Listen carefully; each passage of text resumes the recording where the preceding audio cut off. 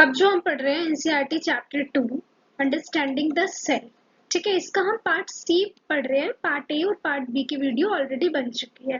ठीक है, part C influences on identity, how do we develop a sense of self.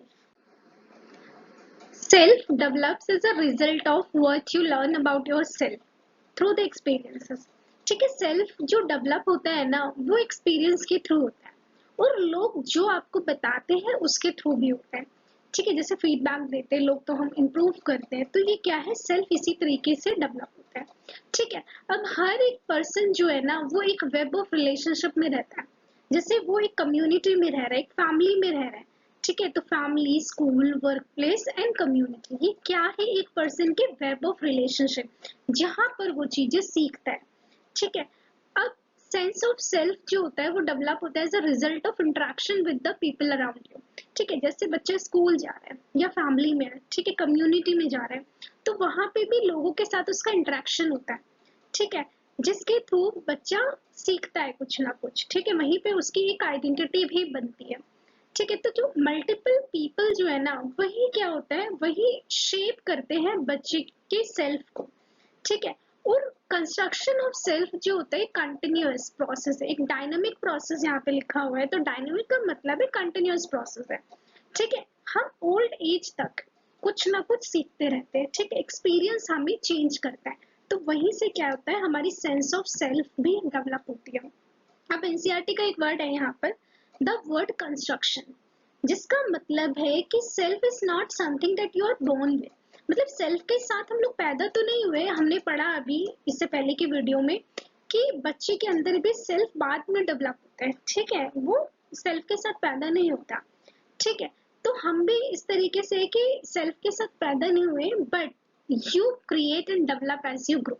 जैसे जैसे हम बड़े होते हैं वैसे वैसे हम क्या करते हैं, सेल्फ, अपनी सेल्फ को डेवलप करते हैं। ठीक है, कंस्ट्रक्ट करते हैं। How sense of self develops from early years. ठीक है, अर्ली ईयर्स मतलब इन्फेंसी में किस तरीके से सेंस ऑफ सेल्फ जो है वो डेवलप होता है। ठीक है, जब बच्चा पैदा होता है, आप लोगों को पता है, नामकरण किया जाता है उसका। ठीक है, फिर उसको उसी के नाम से बुलाया जाता है। तो इसी तरीके से क्या होता है कि बच्चा जब उसको उसके नाम से मम्मी पापा बुलाते हैं, ठीक है, पेरेंट्स या फैमिली उसको बुला रहे हैं उसी नाम से। ठीक है, तो वो बच्चा एसोसिएट करता है कि ये जो नाम है ये मेरा है। ठीक है, और कई बार पेरेंट्स क्या करते हैं कि मिरर में या फोटोग्राफ्स में बच्चे को दिखाते हैं ये तुम हो। तो बच्चा इस तरीके से भी अपने आप को पहचानता है कि अब ये जो मिरर में जो बच्चा दिख रहा है या फोटोग्राफ में है ये मैं हूँ। ठीक है, सेकंड लाइन है, they use the pronouns you and yours. अब बच्चा जो है ना यू एंड योर्स भी सीखता है। वो आइडेंटिफाई कर देता है, वो आइडेंटिफाई करना सीख जाता है कि मी एंड माइन मेरे लिए है, यू एंड योर्स किसी दूसरे पर्सन के लिए है। ठीक है, अब थर्ड जो है, parents play various body games pointing and labelling various part of the body, child's body. ठीक है, अब आप देखते हो कि जो पेरेंट्स है ना वो बच्चे के साथ खेलते हैं। आपने देखा होगा ना, कई बार छोटे बच्चे से पूछते हैं where is your finger, where is your nose. तो बच्चा क्या करता है, फिंगर यूं करता है, फिर टंग क्या करता है, मतलब टंग कहाँ है उसकी, नोज टच करता है, चिक कहाँ है। ठीक है, तो इस तरीके से क्या करता है, वो अपने बॉडी पार्ट्स को आइडेंटिफाई कर लेता है। ठीक है, ये जो बॉडी पार्ट्स है मेरे हैं और मैं दूसरों से अलग हूँ और ये मेरा ही बॉडी पार्ट है। ठीक है, वो ये समझना, ये अर्ली ईयर्स में ये सारी चीजें बच्चे को समझ आ जाती है। As the child grows during infancy, she begins to realize that her action have an effect on the environment. अब क्या होता है इन्फेंसी के स्टेज में, जैसे जैसे बच्चा ना बड़ा होता रहता है उसको समझ आ जाता है कि जो भी वो चीज कर रहा है उसका इफेक्ट पड़ रहा है इन्वायरमेंट में। जैसे कि क्या करता है, अगर वो टॉय को टच कर रहा है और टॉय मूव कर रहा है, तो इसका मतलब क्या समझता है वो कि ये जो चीज है ये अलग है मेरे से। ठीक है, ये दूसरी चीज है, दूसरा ऑब्जेक्ट है।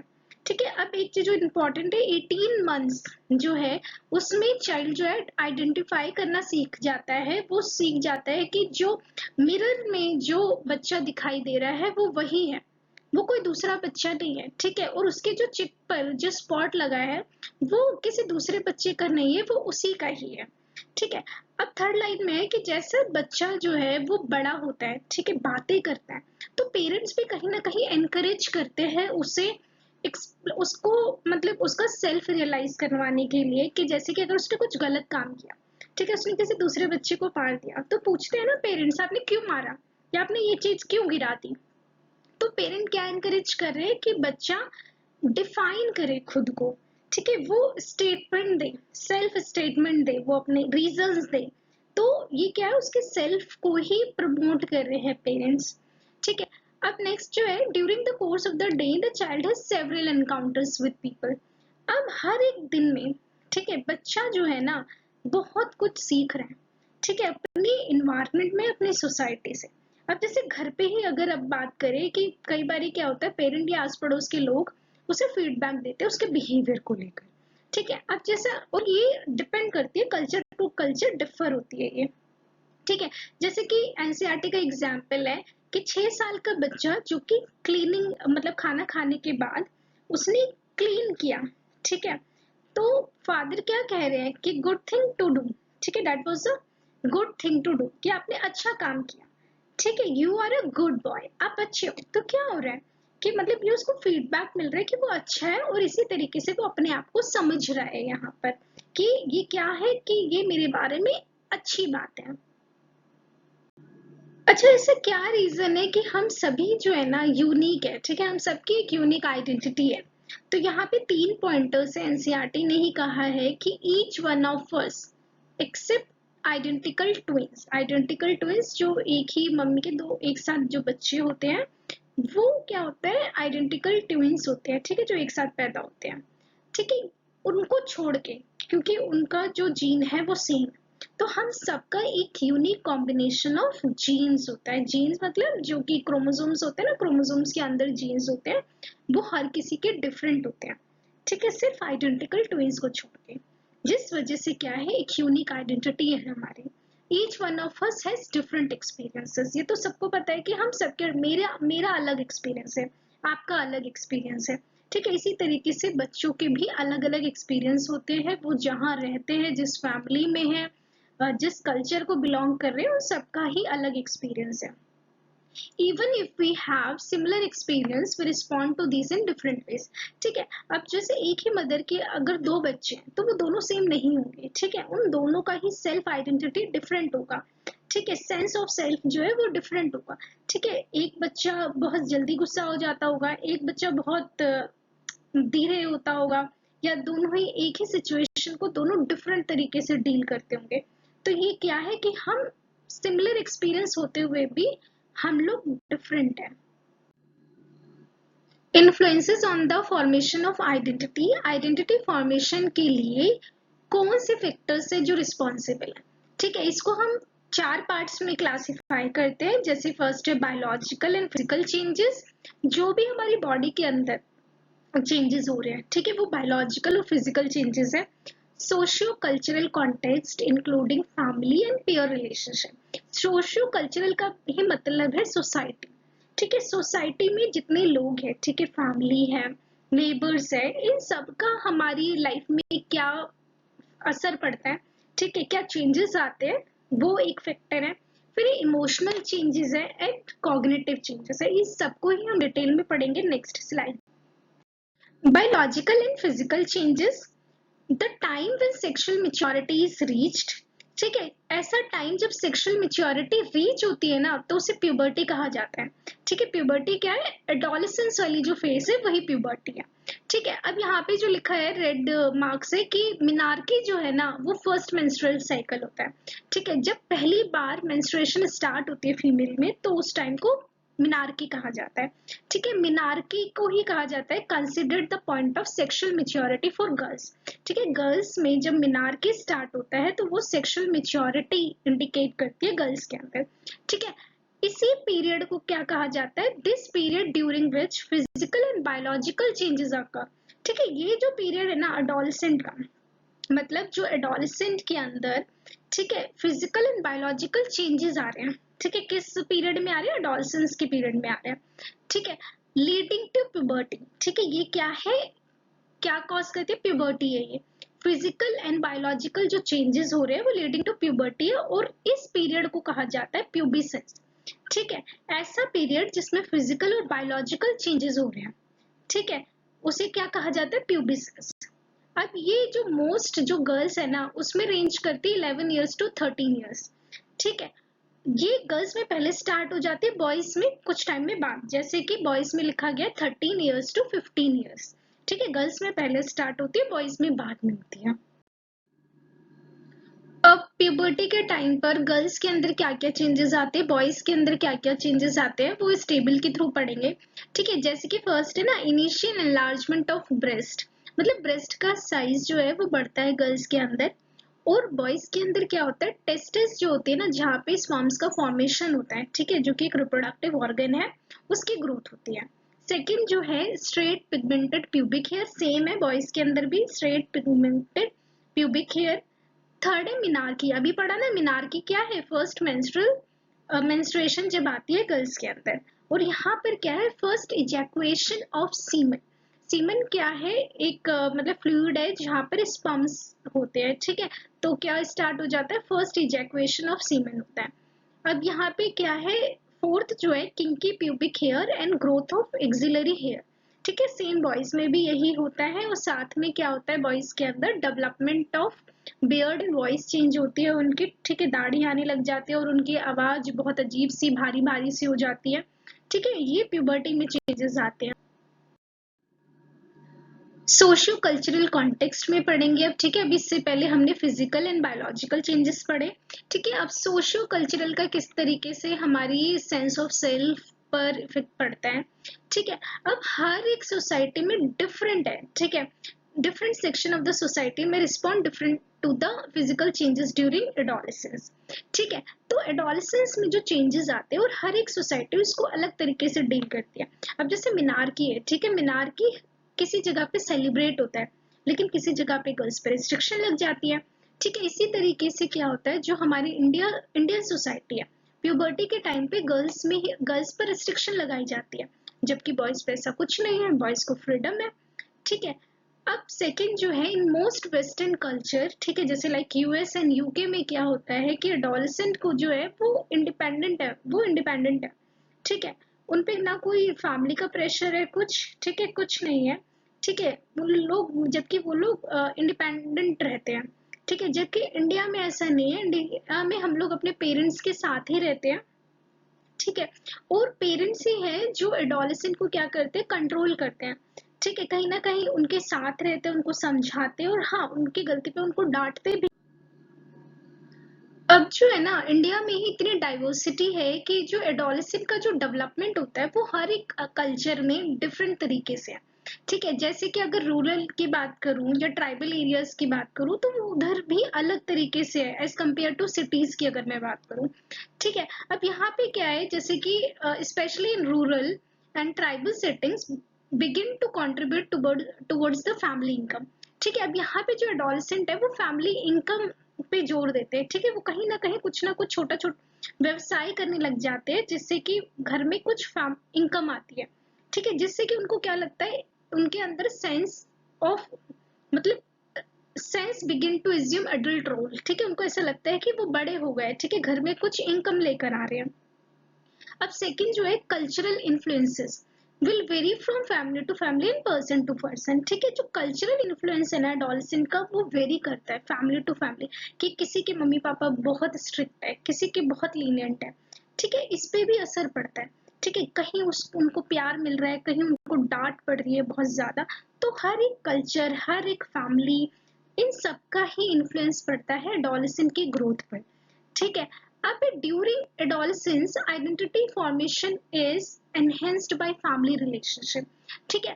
अगर मेरे को एडोलेसेंट की आइडेंटिटी बनानी है अच्छी तरीके से, ठीक है, उनकी ग्रोथ अच्छी तरीके से होनी है, तो उसके लिए फैमिली का रिलेशन बहुत जरूरी है, ठीक है। ऐसा रिलेशन होना चाहिए फैमिली और एडोलेसेंस के बीच में, जहां पर क्या हो कि एडोलेसेंस को, जो एडोलेसेंट है उनके घर में, उनको फैमिली समझे, ठीक है, उनका पॉइंट ऑफ व्यू समझे, ये नहीं कि उन पे रिस्ट्रिक्शन लगा दिए, उनको गलत समझा जाए, ठीक है।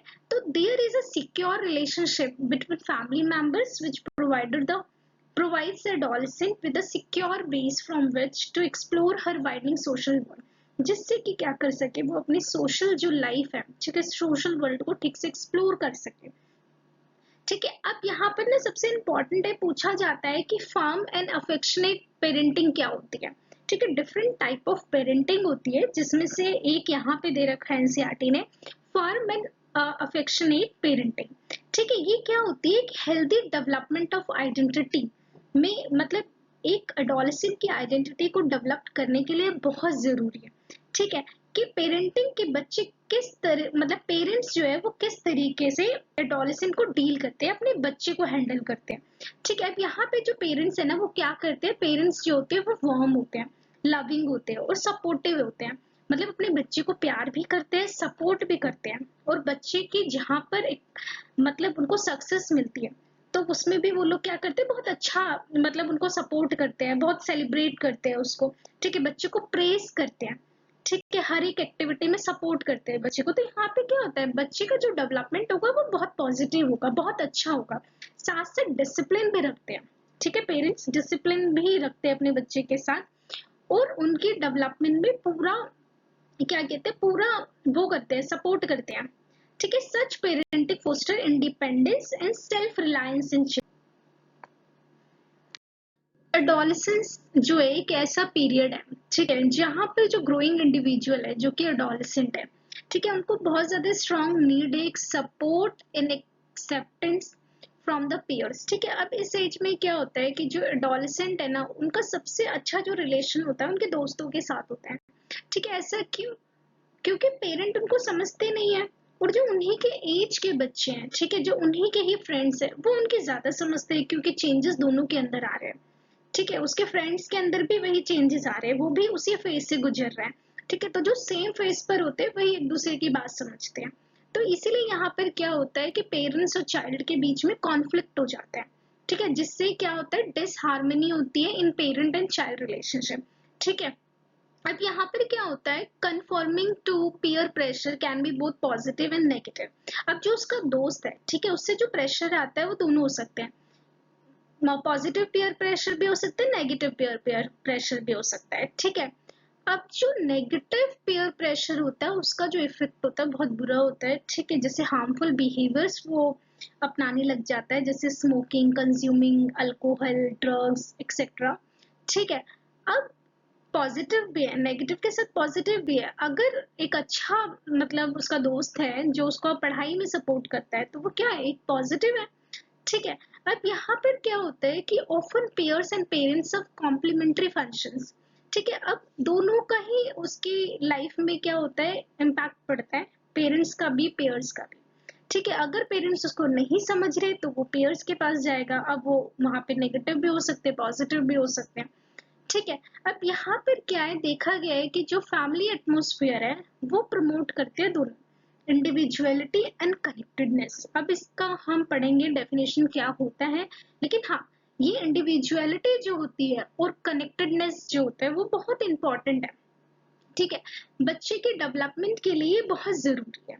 ठीक है, इंडिविजुअलिटी का मतलब क्या है कि ये इम्प्लाइज करता है greater opportunity and ability to have one's own point of view. कि मतलब उसके खुद के जो आइडिया, उसका जो खुद का पॉइंट ऑफ व्यू है, उसको अपॉर्चुनिटी दो आप। ठीक है, उसको ये नहीं कि उसको रिस्ट्रिक्ट करो, उसकी इंडिविजुअलिटी को प्रमोट करो। ठीक है, उसको ऐसा एटमोसफियर दो जहां पर वो खुद की बात रख सके। ठीक है, कनेक्टेडनेस का मतलब क्या है, ये ऐसा सजेस्ट करता है कि greater sensitivity to and respect for others view. ठीक है, यहाँ पर क्या है, कोई उसकी बात को समझे, ठीक है, ओपनली उसको बिना किसी जज के, ठीक है, उसकी बात को समझे और उसे सपोर्ट करे। Emotional changes. ठीक है, अब एडोलसेंट जो है ना वो एक्सपीरियंस करता है इमोशनल चेंजेस, जैसे जैसे वो बड़ा होता है। ठीक है, तो उसमें क्या होता है, इमोशनल चेंजेस आते हैं। अब ये जो इमोशनल चेंजेस है ना कहीं बायोलॉजिकल और फिजिकल चेंजेस जो हो रहे हैं उसकी बॉडी में, वो उसी के थ्रू होते हैं। ठीक है, अब जैसे यंग पर्सन जो है ना, अगर किसी भी एडोलसेंट को अगर पिंपल हो गया फेस पे, ठीक है, तो वो क्या है, तो उसको, मतलब वो बहुत ज्यादा सोचता है कि लोग मेरे बारे में क्या सोचेंगे। ठीक है, बट ऐसा है कि इंडिविजुअल डिफरेंस भी होता है, ठीक है, किसी को फर्क पड़ता है, किसी को नहीं पड़ता। लेकिन हमने इससे पहले भी पढ़ा कि जैसे एडोलसेंट की एज में क्या है, और एडोलसेंट को क्या पसंद है, उसको स्टेज पे रहना पसंद है, ठीक है, उसे लोगों को दिखाना पसंद है, ठीक है, तो उसकी फिजिकल अपीयरेंस बहुत ज्यादा मैटर करती है इस स्टेज पर, ठीक है।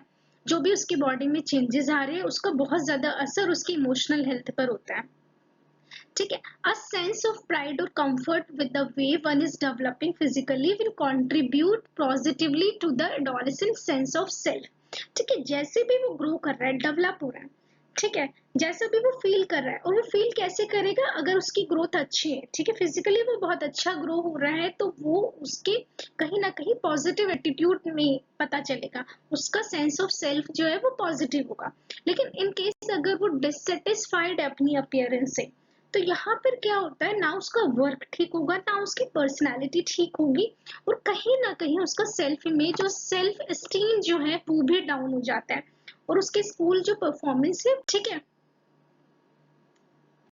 एक जो नेगेटिव सेल्फ इमेज होती है ना, वो पर्सन के अंदर इनसिक्योरिटी फील करवाती है, ठीक है। इसी तरीके से अगर एडोलसेंट जो है, अगर नेगेटिव उसकी सेल्फ इमेज होगी, तो वो अपने बारे में इनसिक्योर फील करेगा, साथ में नेगेटिव फीलिंग होगी उसको खुद को लेकर, उसकी बॉडी को लेकर, ठीक है, जिससे कि उसका सेल्फ स्टीम जो होगा वो डाउन होगा, ठीक है। अब एडोलसेंट जो है वो ऑल्सो एक्सपीरियंस मूड स्विंग्स, ठीक है। इस फेज में क्या होता है, उसके मूड स्विंग्स होते रहते हैं, जैसे कि कभी कभार वो क्या सोचता है कि फैमिली के साथ रहना है, और कभी सोचता है नहीं, अकेले रहना है, ठीक है। Wanting to be alone at other times, ठीक है। There may also be sharp burst of anger, कभी कभार वो बहुत ज्यादा गुस्सा हो जाता है, कभी कभार बहुत ज्यादा शांत हो जाता है, ठीक है। ये फीलिंग्स होते रहते हैं।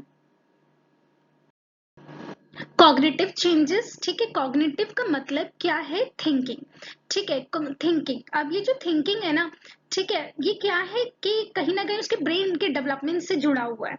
अब जो चेंजेस होती है थिंकिंग, थिंकिंग का मतलब जो कि कॉग्निशन है, ठीक है, वो इन्फेंसी से लेकर एडोलसेंस की जो स्टेज है वहां पर हम पढ़ेंगे किस तरीके से कॉग्निशन में चेंजेस आते हैं, ठीक है। अब जो कॉग्निटिव जो चेंजेस है उसका बहुत इंपॉर्टेंट रोल है सेंस ऑफ आइडेंटिटी में, ठीक है। इसका डायरेक्टली इम्पैक्ट पड़ता है डेवलपमेंट जो होती है सेंस ऑफ आइडेंटिटी की उस पर। अब जो चाइल्ड है ना, ठीक है, जब वो डेवलप होता है, ठीक है, तो उसके पास कोई भी सेंस ऑफ आइडेंटिटी नहीं होती, ठीक है। हमने पढ़ा कि जब बच्चा छोटा होता है, ठीक है, जब वो पैदा होता है तो उसके पास क्या होता है, उसको कुछ सेंस ऑफ सेल्फ की कोई समझ नहीं होती, ठीक है। फिर धीरे धीरे उसमें किस तरीके से सेंस ऑफ सेल्फ की समझ आती है वो हमने रीड किया, ठीक है। जैसे कि हमें पता है कि सबसे पहले वो क्या करता है कंक्रीट फॉर्म में, ठीक है, चाइल्डहुड में, मतलब हमने पढ़ा था ना, जैसे कि यहाँ लिखा हुआ है कि sense of individual self to one who describe the self in concrete and absolute terms during early childhood, ठीक है। हमने पढ़ा था ना कि सबसे पहले क्या होता है कि बच्चा मिरर में अपने आप को पहचानता है, ठीक है, वो फिजिकल डिस्क्रिप्शंस देता है अपने बारे में।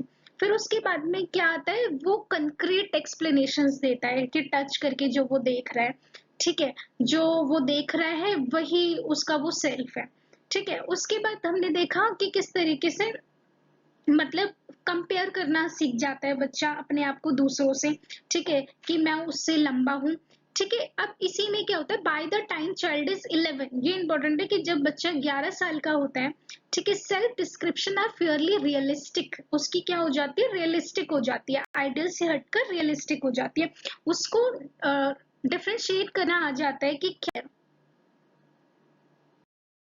During adolescence, adolescent can think in abstract term, ठीक है। अब एडोलसेंट जो होता है ना वो एब्स्ट्रैक्ट टर्म में सोचने लगता है, ठीक है। They can think beyond what is present and what they see and experience, ठीक है, कि वो क्या देख रहे हैं, क्या एक्सपीरियंस कर रहे हैं, ठीक है। अब वो जो है वो और भी ज्यादा फ्लेक्सिबल हो जाती है उनकी थिंकिंग, ठीक है। अब वो हाइपोथेटिकल सिचुएशन भी सोच सकते हैं, जो नहीं है उसके बारे में भी वो सोच सकते हैं, ठीक है। In other word I can say कि they can imagine the various possibilities and their outcomes without necessarily having to go through them, ठीक है। वो उस सिचुएशन के बारे में भी सोच सकते हैं जो सिचुएशन उन्होंने फेस नहीं की, ठीक है, बट